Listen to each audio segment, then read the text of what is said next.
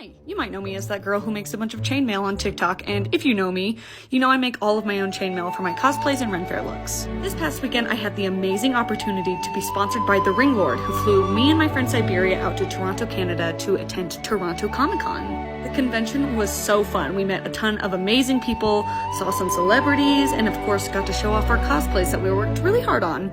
These series sleeves alone took me like 20 hours to make. One of the coolest things that we got to do was visit the TRL Factory and see the entire production process of how supplies are made for chainmail and scale mail.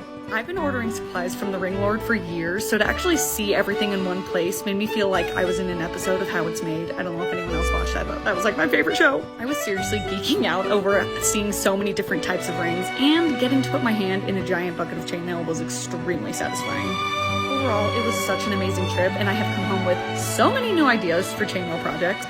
Let me know what kind of content you'd like to see from me, whether that's tutorials, project updates, or anything else. To the TheRingLord, thank you so much for sponsoring such a special trip. We will never forget it. And to my followers, remember to use my affiliate code LaurenDoesCosplay for a discount when you're shopping at the TheRingLord.